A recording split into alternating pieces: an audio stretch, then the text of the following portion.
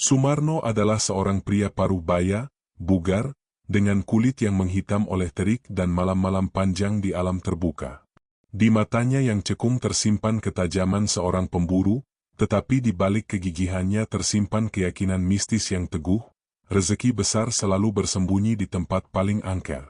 Bagi sang pemancing fanatik ini, memancing adalah pertarungan spiritual, bukan sekadar hobi. Keberadaan makhluk halus diyakini sebagai penanda kesuburan perairan, sebuah tuah yang hanya mau berinteraksi dengan mereka yang berani. Selama bertahun-tahun, Sumarno sudah kenyang menaklukkan rawa yang dihuni siluman ular dan danau bekas kuburan. Namun, belakangan ini, nafsu petualangannya terasa tumpul. Dia merasa perlu tantangan baru, sebuah lokasi yang benar-benar terpencil dan dihindari oleh warga desa.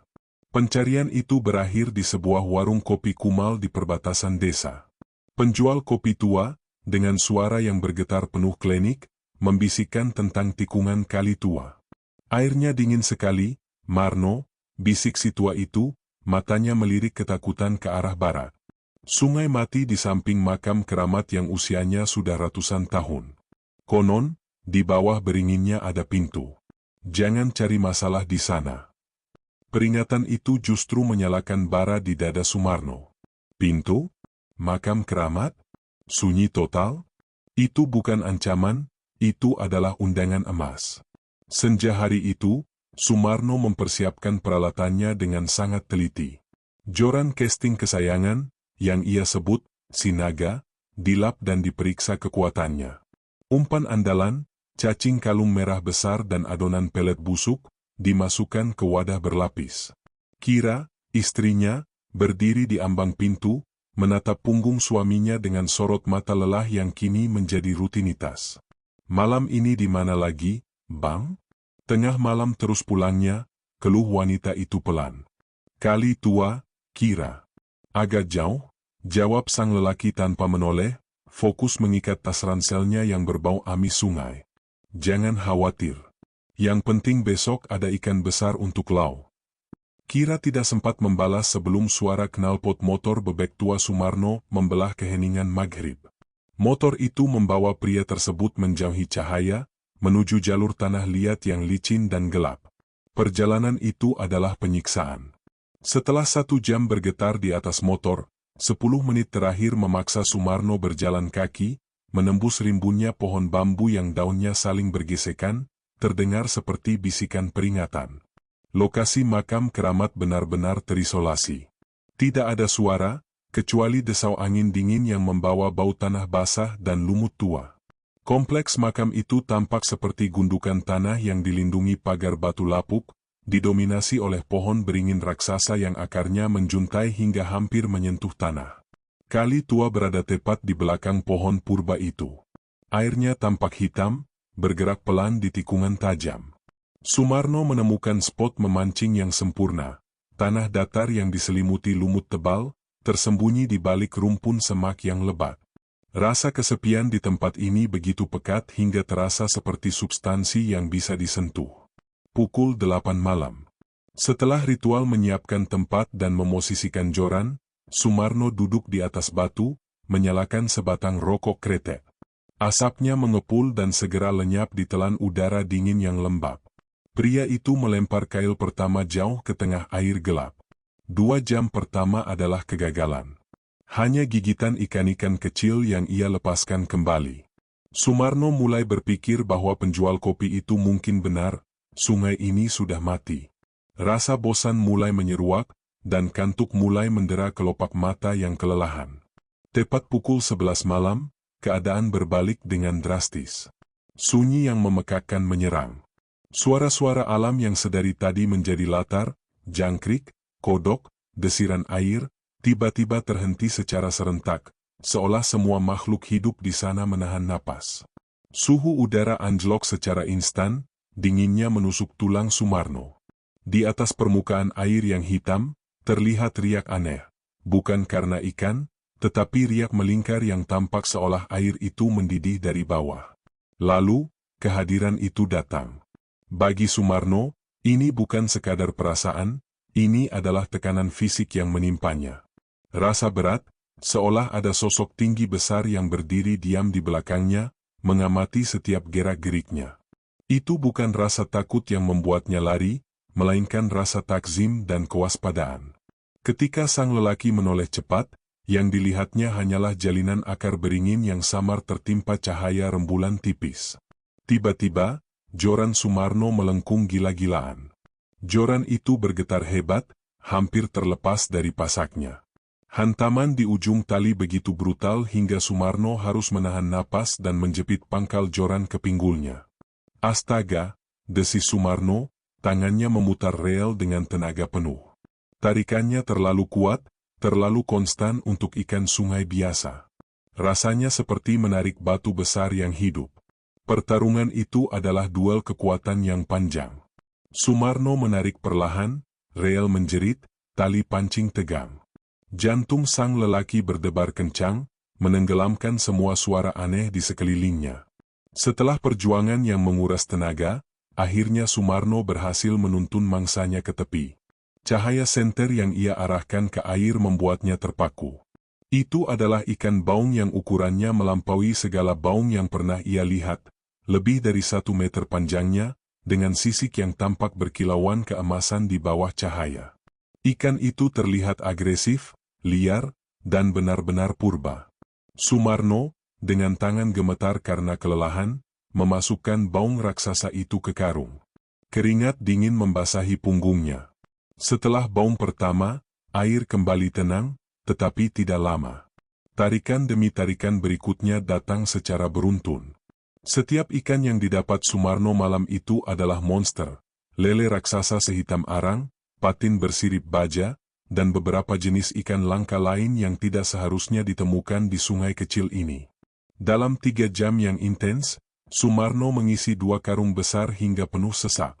Saat Sumarno membersihkan kail dari mulut seekor patin yang besar, dia merasakan sensasi aneh di hidungnya. Bau amis dan lumpur tiba-tiba digantikan oleh aroma wangi yang sangat kental. Itu adalah bau kayu gaharu yang mahal, aroma lembut, menenangkan, namun cepat sekali menghilang, seolah dihempas angin. Sumarno mendongak, melihat sekeliling lagi. Dia yakin, bau itu tidak datang dari tempatnya duduk. Aroma itu berasal dari tempat kehadiran itu berdiri. Malam itu, Sumarno memutuskan untuk tidak mencari tahu. Hasil tangkapan yang didapatnya terlalu manis untuk dipertanyakan. Pukul 4 pagi, pria itu menyudahi sesi memancingnya. Karung ikan yang beratnya membuat motornya terhuyung-huyung di jalan pulang. Saat motor tua Sumarno menjauh, sang lelaki merasa kehadiran itu mengawasinya, bukan dengan ancaman, melainkan dengan kepuasan yang tersembunyi. Sumarno kembali pulang subuh itu dengan membawa pulang bukan hanya hasil pancingan fantastis, tetapi sebuah ikatan yang tanpa disadari baru saja ia mulai di tepi kali tua. Di benaknya, hanya ada satu janji, dia pasti akan kembali malam berikutnya. Seminggu berlalu, dan hidup Sumarno dikuasai oleh rutinitas baru yang terpusat di tikungan kali tua. Baung keemasan dan patin raksasa telah membawa rezeki melimpah. Sumarno mendapat julukan Raja Sungai dari para pedagang ikan. Namun, rezeki itu datang dengan harga yang mahal, kehilangan waktu tidur dan keterasingan dari tempat lain. Sumarno menolak memancing di spot lain. Saat dia mencoba kembali ke danau lamanya, yang didapat hanya ikan mujair kecil. Malam itu terasa dingin, sepi, dan membosankan. Sumarno sadar, rezekinya kini terpusat dan terikat pada kali tua. Ada panggilan yang kuat, janji kekayaan yang membuatnya tidak bisa tidur nyenyak jika tidak pergi ke sana. Pada malam ke-7 berturut-turut, saat pria Parubaya itu memarkir motornya di dekat makam keramat, dia tidak lagi merasakan ketakutan. Ketegangan telah digantikan oleh rasa keintiman yang aneh, seolah dirinya datang untuk bertemu teman akrab. Begitu Sumarno memasang umpan dan melempar kail, aroma wangi itu kembali muncul. Kayu gaharu yang lembut, memenuhi udara dingin di sekitarnya. Kali ini, aroma itu lebih kuat, lebih bertahan lama, seolah sengaja dipertahankan di sana. Selain aroma, Sumarno mulai mendengar fenomena baru, sebuah denggungan yang sangat pelan, berirama, menyerupai zikir yang diulang-ulang. Suara itu rendah, terasa menenangkan, tetapi muncul dari sumber yang tidak terlihat, dari balik beringin tua. Sumarno memadamkan senternya, mencoba menembus kegelapan di balik punggungnya. Tidak ada obor, tidak ada sosok, tidak ada api rokok. Jika itu pemancing, pasti orang itu akan mengeluarkan suara atau cahaya. Ini hening total kecuali dengungan zikir yang lembut itu. Saat rasa takut mencapai puncaknya, jorannya melengkung hebat. Ikan-ikan besar itu seolah menunggu restu dari zikir yang tak terlihat itu untuk mulai menyambar umpan. Menjelang tengah malam, Sumarno berhadapan dengan masalah. Seekor belut raksasa, sebesar lengan orang dewasa, menyambar umpan dan langsung melilitkan diri di antara akar beringin yang tenggelam. Sumarno menarik kuat. Tali pancingnya bergesek dengan batu, mengeluarkan bunyi desisan. Pria itu menarik paksa, dan kerak, joran casting barunya patah di bagian tengah. Jahanam, umpat sang lelaki. Belut itu menarik tali dengan kekuatan luar biasa. Saat Sumarno merasa tali pancingnya akan putus, keajaiban terjadi. Pria itu bersumpah merasakan tekanan kuat dan dingin di sisa pangkal joran yang ia pegang, seolah ada tangan lain yang membantunya menjepit, membantu menahan tali. Tekanan itu terasa aneh, tetapi arah tarikannya sempurna, membelokkan belut menjauhi akar. Tekanan itu berlangsung cepat, hanya cukup memberi Sumarno momentum untuk mengunci gulungan. Dalam sekejap, belut raksasa itu berhasil ditarik ke darat. Sumarno terduduk lemas, menatap belut yang menggeliat dan jorannya yang kini patah. Dia menoleh cepat. Tidak ada siapa-siapa. Dia melihat tangannya yang bergetar. Itu, bukan aku, bisik Sumarno, napasnya tersengal. Aku dibantu. Aku tidak sendirian. Setelah insiden joran patah, Sumarno tidak lagi berani mengabaikan kehadiran itu. Sang lelaki kini yakin, apapun yang ada di sana, makhluk itu ingin membantunya.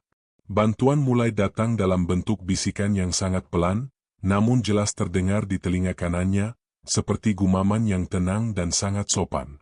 Suatu saat, Sumarno bimbang memilih umpan. Gunakan saja remah roti yang kau bawa, Marno. Hari ini air keruh. Mereka tidak melihat, tapi mencium. Sumarno terdiam, merasa jantungnya mencelos. Bagaimana makhluk itu tahu remah roti yang ia bawa hanya sebagai cadangan? Dengan gugup, sang lelaki menuruti. Hasilnya, tangkapan ikan bawal air tawar terbesar yang pernah didapatnya. Bisikan itu tidak pernah menyuruhnya berbuat jahat, melainkan selalu memberinya petunjuk akurat mengenai umpan, kedalaman air, atau lokasi yang tepat. Terkadang, bisikan itu bahkan terdengar seperti zikir yang diulang-ulang, membuat hati Sumarno yang kelelahan terasa lebih tenteram. Di rumah, Kira semakin cemas. Uang memang melimpah, tetapi Sumarno menjadi sangat protektif dan aneh terhadap hasil tangkapannya. Kenapa abang tidak menjual semua ikan bawal ini? Tanya Kira suatu pagi. Harganya sangat mahal. Sumarno menyusun 3 ekor ikan bawal terbesar dengan hati-hati. Tidak, Kira. Yang ini untuk Pak RT. Katanya cucunya sedang sakit. Dan yang ini, untuk janda tua yang rumahnya di dekat masjid. Berikan saja, tidak perlu meminta bayaran. Kira menatap suaminya dengan dahi berkerut. Sejak kapan abang peduli pada mereka? Abang bahkan tidak pernah bicara dengan bu janda itu. Sumarno tidak bisa menjelaskan. Dalam benaknya, dia teringat akan bisikan yang mendikte siapa yang harus diberi ikan. Bisikan itu datang setelah setiap tangkapan besar, seolah jin itu memiliki agenda amal sendiri yang harus disalurkan melalui tangan Sumarno. Jangan banyak tanya, Kira, jawab Sumarno ketus, sebuah respons yang jarang ia berikan. Ini rezeki dari kali tua. Kita harus berbagi. Kira, seorang wanita yang cerdas, tidak lagi melihat ini sebagai hobi. Ia melihat suaminya seperti terikat pada sebuah ritual, selalu pulang dengan rezeki yang melimpah namun mata yang memancarkan kekosongan dan kelelahan. Saat Sumarno pergi lagi, membawa joran yang sudah diganti baru, Kira melihat bagaimana pria itu bahkan tidak menoleh padanya. Sumarno sepenuhnya fokus pada panggilan di tepi sungai, pada aroma gaharu, dan pada bisikan yang kini mengarahkan tidak hanya rezekinya, tetapi juga amal perbuatannya. Dalam keheningan rumah, Kira akhirnya mengambil keputusan, aku harus ajak abang bertemu Ustadz. Ini bukan lagi soal rezeki, tapi soal perjanjian. Kira tidak bisa tidur nyenyak. Sejak suaminya, Sumarno, rutin memancing di tikungan kali tua, rumah mereka terasa dingin dan sepi di malam hari. Uang memang banyak, tetapi kebahagiaan terasa palsu. Perhatian sang suami seolah dicuri oleh ritual malamnya. Aura Sumarno, yang dulunya hangat dan bersahaja, kini diselimuti oleh kelelahan dan ketegangan. Pagi itu, setelah Sumarno pulang menjelang subuh dengan 2 karung ikan raksasa yang tidak wajar, Kira memutuskan untuk bertindak. Dia menunggu hingga Sumarno tertidur pulas, tidurnya terlihat seperti pingsan karena kelelahan, dan mengunci pintu rumah. Kira mengambil keputusan yang berat, membawa masalah ini kepada Bapak Kiai di kampung sebelah. Bapak Kiai, seorang tokoh agama yang disegani, tinggal di sebuah pondok sederhana yang selalu ramai oleh santri. Kira datang sendirian, wajahnya terlihat kuyu oleh kekhawatiran yang menumpuk. Kiai, ujar Kira, duduk bersimpuh di lantai kayu pondok. Saya mohon bantuan. Suami saya, dia sudah tidak seperti dulu. Kira menceritakan semuanya, obsesi suaminya terhadap kali tua, hasil tangkapan yang melimpah dan tidak wajar, kebiasaan membagi ikan ke orang-orang tertentu yang tidak ia kenal, aroma gaharu yang selalu melekat di pakaian Sumarno, hingga bisikan-bisikan halus yang mengarahkan tindakannya. Saya takut, Kiai, ucap wanita itu, air matanya menetes. Saya takut suami saya terikat pesugihan. Bapak Kiai mendengarkan dengan saksama, matanya tertutup rapat, seolah sedang membaca kondisi batin Sumarno dari jauh. Setelah Kira selesai, Kiai menghela napas panjang. Nak Kira, ujar Bapak Kiai dengan suara teduh. Ini bukan pesugihan harta, melainkan pesugihan hati. Kiai menjelaskan bahwa energi yang mengelilingi Sumarno terasa bersih namun berat. Tidak ada jejak sihir hitam atau perjanjian yang meminta tumbal nyawa. Justru, energi itu terasa spiritual. Suamimu, Nak, sedang ditemani oleh khodam pendamping yang kuat, jelas Kiai. Sosok ini adalah jin muslim yang alim. Dia adalah jin dari golongan yang taat beribadah, terikat pada tempat itu, dan memiliki niat untuk berbuat amal. Kira tercengang. Jin muslim? Tapi kenapa dia harus mengganggu suami saya? Kiai tersenyum tipis. Beliau menjelaskan bahwa jin muslim itu membutuhkan perantara di dunia manusia untuk menyalurkan amalnya. Jin tidak bisa langsung memberi ikan ke Bu RT atau Pak Tua yang sakit. Jin itu melihat Sumarno, seorang pria yang memiliki tuah memancing dan keberanian untuk datang ke tempat angker, sebagai saluran amal yang sempurna. Jin itu memberikan Sumarno rezeki melimpah, ikan, sebagai imbalan dan cara untuk menjaga Sumarno tetap datang. Kemudian, jin itu mendiktekan pembagian ikan tersebut, amal, untuk dirinya. Jin itu tidak mengganggu, Nak Kira, terang Kiai. Jin itu merawat suamimu. Dia menjaga joran tidak putus, memberi petunjuk lokasi ikan, bahkan menjaga keselamatan Sumarno dari kecelakaan, selama Sumarno setia pada rutinitas malam itu. Inilah sesuatu dari jin muslim yang didapat Sumarno, perlindungan dan kemudahan rezeki. Namun, Kiai segera memberi peringatan keras. Meskipun niatnya baik, ikatan dengan makhluk gaib tetaplah berbahaya, tegas Kiai, sorot matanya menajam. Kiai menjelaskan bahaya itu ada 2. Ketergantungan. Syirik Hafi Sumarno kini sangat bergantung pada jin itu. Dia tidak bisa memancing tanpa jin, dan rezekinya akan macet tanpa teman malamnya. Ini bisa mengarah pada syirik yang halus, di mana sang pemancing meyakini bahwa rezeki datang dari selain Tuhan. Pemaksaan spiritual, jin muslim itu adalah sosok yang alim dan disiplin ibadah. Cepat atau lambat, jin itu tidak hanya akan meminta waktu Sumarno untuk memancing, tetapi juga akan memaksa Sumarno untuk disiplin dalam ibadah, seolah jin itu adalah guru spiritualnya. Suamimu kini terpenjara oleh kebaikan jin itu. Jika Sumarno menolak datang, jin itu akan merasa ditinggalkan dan mungkin akan marah. Itu yang harus kita khawatirkan, tutup Kiai. Kira pulang dengan beban yang lebih besar, tetapi dengan pemahaman yang lebih jelas. Bukan hantu atau setan yang mengincar suaminya, melainkan kebaikan yang mengikat. Kira memutuskan untuk tidak menunggu. Malam itu, saat Sumarno bersiap-siap dengan joran barunya, Kira mendekat. "Bang, saya sudah tahu," ujar wanita itu, suaranya mantap. "Saya sudah tahu abang ditemani makhluk apa di Kali Tua." Sumarno terkesiap. Wajahnya langsung pucat. Dia mencoba menyangkal, tetapi tatapan mata Kira mengunci kejujurannya. "Ini bukan pesugihan, Kira," bisik Sumarno, suaranya merendah karena terkejut. "Dia baik. Dia membantu. Dia memberiku rezeki melimpah, dan dia menyuruhku beramal." Sumarno menceritakan tentang aroma gaharu, tentang bisikan petunjuk yang santun, tentang tangan dingin yang membantu menahan joran, dan tentang rasa damai aneh yang muncul saat jin itu berzikir di dekatnya. Pria itu kini merasa terbelah. "Justru itu yang bahaya, Bam," tukas Kira, mengulangi perkataan Kiai.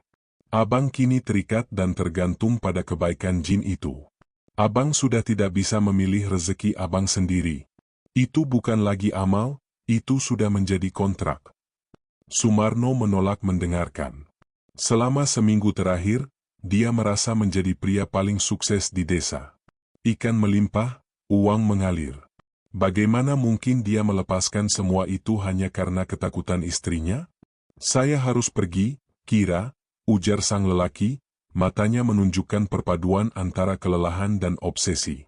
"Jika saya tidak datang, entah apa yang akan terjadi." Dia sudah menunggu.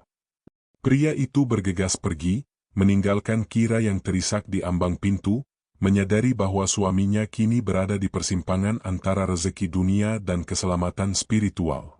Malam itu, Sumarno kembali ke Kali Tua dengan hati yang tidak tenang. Aura keintiman yang biasa ia rasakan kini bercampur dengan rasa bersalah kepada Kira dan rasa takut akan kebenaran dari ucapan Ki yang disampaikan istrinya. Sumarno duduk. Aroma gaharu dan dengungan zikir datang lebih cepat malam itu, seolah menyambut kepulangannya dengan ketidaksabaran. Namun, Sumarno memutuskan untuk menguji batas. Dia sudah menyiapkan umpan, tetapi ia tidak melempar kail. Dia hanya duduk diam, menatap air gelap. 5 menit berlalu, sunyi. 10 menit, hening. Lalu, kehadiran itu mulai menunjukkan ketidaknyamanan. Angin tiba-tiba berembus kencang, menggoyangkan dedaunan beringin dengan ganas, padahal tadi cuaca tenang. Suara zikir yang tadinya lembut, kini terdengar lebih menuntut dan bergetar, seolah mengandung pertanyaan. Sumarno mencoba melawan. Dia menutup mata, mencoba berzikir sendiri, mengabaikan kehadiran itu. Tiba-tiba, rasa sakit yang sangat tajam menusuk kepala Sumarno. Itu bukan sakit fisik, melainkan sakit yang menusuk tepat di bagian belakang kepala, membuatnya mual dan hampir jatuh ke sungai. Rasa sakit itu datang bersamaan dengan bisikan yang kini terdengar lebih jelas, lebih mendesak, meskipun masih dalam nada yang sopan. "Kenapa kau tidak melempar? Aku sudah menunggumu. Jangan sia-siakan malam ini, kawan. Ikan itu sudah siap di bawah." Sumarno membuka mata, gemetar. Rasa sakit itu hilang seketika saat pria itu mengambil joran. Pria itu menyadari, dia tidak bisa menolak. Malam itu, Sumarno memancing. Dia mendapatkan tangkapan yang luar biasa lagi, tetapi kali ini, rasa puas itu hilang digantikan oleh kesadaran pahit. Dia tidak bebas. Dia bukan lagi pemancing, tetapi alat bagi amal seorang jin. Setelah ujian ketaatan yang menyakitkan di bab 3, Sumarno kembali ke Kali Tua setiap malam, tetapi kini dengan perasaan terpaksa yang mendalam. Obsesinya telah berubah menjadi ikatan yang membelenggu. Pada malam ke-10, Sumarno mencoba memancing jauh dari tikungan Kali Tua, di spot lain, berharap jin itu hanya terikat pada tempat itu. Sumarno duduk sendirian di hilir, tetapi tidak ada gigitan. Joran pria itu terasa hambar. Tiba-tiba, Aroma gaharu yang kuat memenuhi udara di sekitarnya. Sunyi yang memekakan datang lagi. Sumarno melihat ke sungai. Air di hilir tiba-tiba bergejolak, dan dalam waktu singkat, air mengalir deras ke arah hulu, seolah dipaksa kembali ke tikungan kali tua. Bersamaan dengan fenomena alam yang mustahil itu, Sumarno merasakan sakit kepala yang hebat. Pria itu buru-buru mengemasi peralatannya dan kembali ke tempat semula. Begitu Sumarno tiba di bawah beringin tua, rasa sakit kepala itu hilang, dan air sungai kembali tenang. Dia menyadari, jin itu mengikutinya. Ikatan itu bukan pada tempat, melainkan pada dirinya. Malam itu, saat Sumarno sedang memegang senter di tepi sungai, matanya menangkap sesuatu di balik kabut tipis di seberang kali. Sosok itu tinggi, besar, dan samar, berpakaian serba putih atau hijau tua yang lusuh.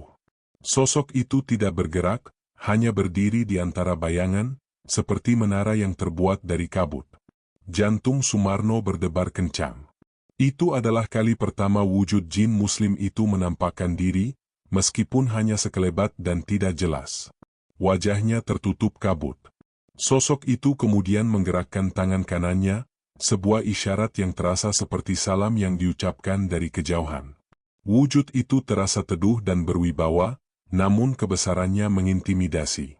Sumarno, dengan mulut keluh, hanya mampu membalas salam itu dalam hati. Begitu balasan itu terlintas dalam benaknya, sosok itu menghilang, seolah melebur ke dalam kabut. Interaksi itu memperkuat kesadaran Sumarno, jin itu bukan sekadar teman memancing, melainkan pendamping yang berkuasa. Sumarno mulai mendapatkan lebih dari sekadar ikan. Suatu malam, Sumarno hampir tergelincir di bebatuan licin dan jatuh ke sungai yang arusnya kuat. Secara naluriah, pria itu merasa ada dorongan keras di punggungnya, menahannya agar tidak jatuh. Punggung Sumarno terasa dingin seperti es selama beberapa menit. Di kesempatan lain, motor bebek tua sang lelaki mogok total di tengah jalan sepi saat pulang dini hari. Sumarno frustrasi dan mencoba mendorong motor itu. Tiba-tiba, ia merasakan motor itu mendorong balik dengan tenaga yang aneh. Motor itu menyala sendiri setelah didorong sejauh 10 meter. Sumarno menyadari, dia tidak hanya mendapat ikan, dia mendapat perlindungan dan kemudahan yang melampaui logika. Segala kesialan di hidupnya seolah dibuang jauh-jauh, selama Sumarno mematuhi rutinitasnya di kali tua.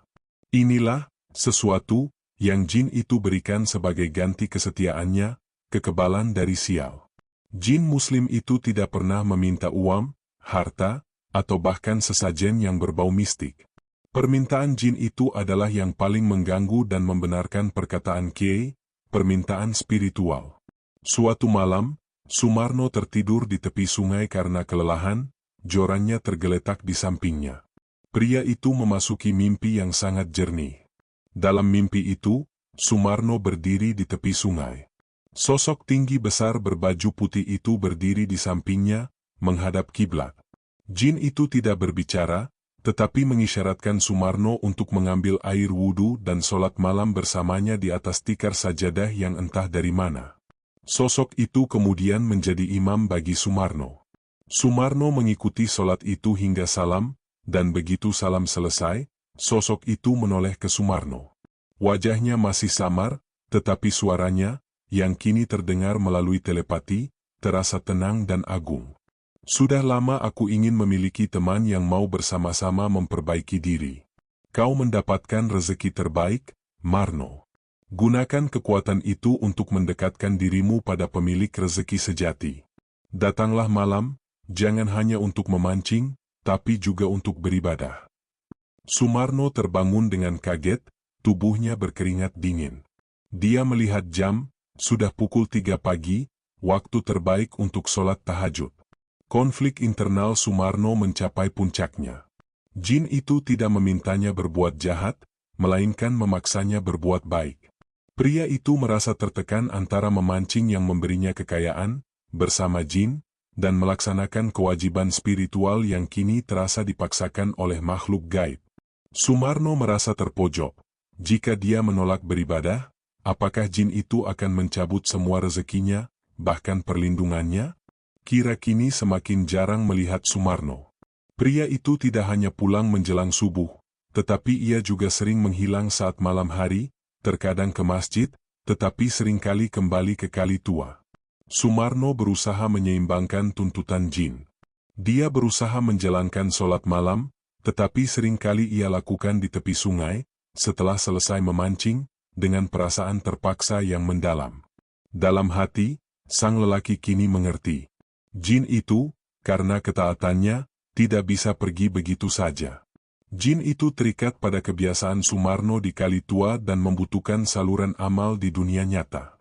Jin itu menawarkan kontrak tak terucap, aku akan memberimu segalanya, rezeki, perlindungan, dan petunjuk spiritual, asalkan kau tetap setia menemaniku di tempat ini, melaksanakan tugasku, dan menjaga agar kebiasaan kita tidak terputus.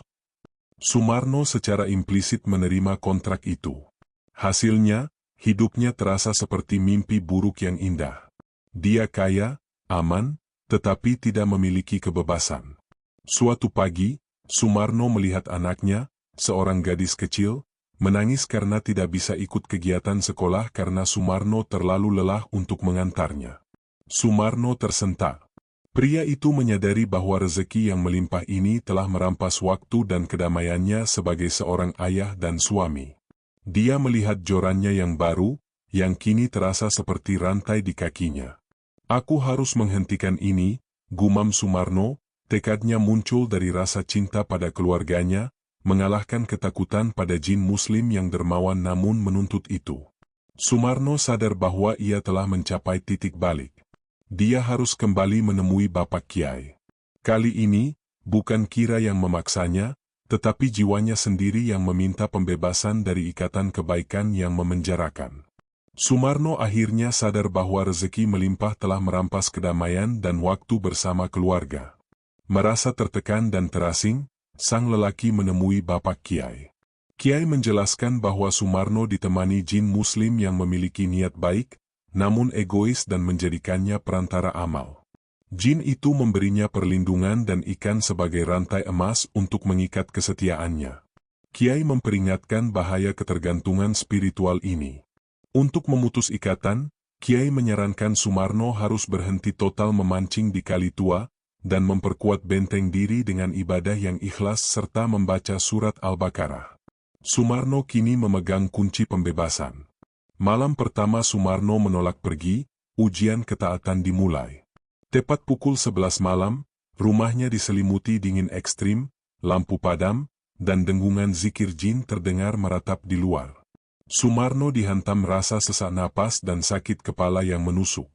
Keesokan harinya, jin menyerang ranah material, joran patah tak wajar, dan Sumarno ditimpa kesialan bertubi-tubi, dompet hilang, motor mogok, dan cangkul patah. Melalui mimpi, jin memohon dan mengancam, menunjukkan semua perlindungan yang telah dicabut. Sumarno sadar, ia harus melawan manipulasi emosi dan janji rezeki itu dengan keikhlasan ibadahnya. Setelah mengumpulkan keberanian dan memperkuat ibadahnya, Sumarno memutuskan untuk melaksanakan ritual pemutusan ikatan sesuai saran Kiai. Pria itu pergi ke tikungan Kali Tua untuk terakhir kalinya, bukan untuk memancing, melainkan untuk berpamitan. Sumarno duduk di spot favoritnya, mengucapkan terima kasih tulus atas rezeki dan perlindungan yang ia dapat, sekaligus menyatakan perpisahan dan penolakan terhadap ikatan. Jin itu bereaksi hebat, aroma gaharu berubah menjadi bau apek, sungai tiba-tiba berarus deras, dan Sumarno mendengar raungan sedih yang menusuk jiwa. Sosok jin samar muncul, memohon agar sang lelaki tidak meninggalkannya. Sumarno, teguh pada pilihannya, meninggalkan joran pancing di sana, simbol pemutusan kontrak. Sumarno segera menemui Bapak Kiai, menceritakan konfrontasi di sungai dan ratapan jin yang menusuk hati. Kiai menjelaskan bahwa jin muslim itu kini merasa dikhianati karena Sumarno adalah satu-satunya saluran amalnya. Untuk memutus keterikatan sepenuhnya, Kiai menekankan perlunya perubahan kebiasaan total dan pemurnian niat. Sumarno harus berhenti memancing malam selamanya dan mengubah rutinitasnya. Rezeki yang paling berkah adalah yang didapat dengan keikhlasan, bukan dengan perjanjian gaib, meskipun baik. Sumarno harus memilih jalan hidup baru yang didasarkan pada keimanan murni, bukan pada bantuan makhluk lain. Setelah meninggalkan Kali Tua, Sumarno merasakan keterikatan itu melawan keras. Usahanya di sawah dan bisnis kecilnya mendadak seret. Rasa sakit kepala kembali datang setiap malam, dan ia merasa dirinya dikelilingi oleh energi negatif yang mencekik. Jin itu tidak menyerang dengan hantu, melainkan dengan kemiskinan dan kesialan yang dipaksakan. Sumarno menyadari bahwa jin itu telah memberinya kekuatan dan keberuntungan semu, dan kini menariknya kembali agar sang lelaki kembali ke ikatan itu. Dengan bantuan doa dan dukungan Kira, Sumarno gigih melawan tekanan mental, fokus pada ibadah, menolak godaan rezeki instan yang ditawarkan jin melalui kesialan. Setelah beberapa minggu perjuangan, serangan spiritual itu perlahan mereda. Sumarno akhirnya menemukan kedamaian sejati. Hasil memancingnya kini biasa-biasa saja, hanya ikan-ikan kecil, tetapi hati sang lelaki terasa merdeka dan penuh berkah.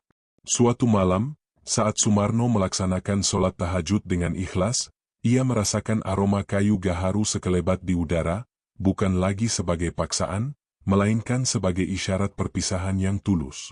Sumarno akhirnya menyadari bahwa rezeki yang paling mulia adalah yang didapat dengan keringat, keikhlasan, dan tanpa perjanjian dengan makhluk gaib, menegaskan kemenangannya atas ikatan spiritual tersebut.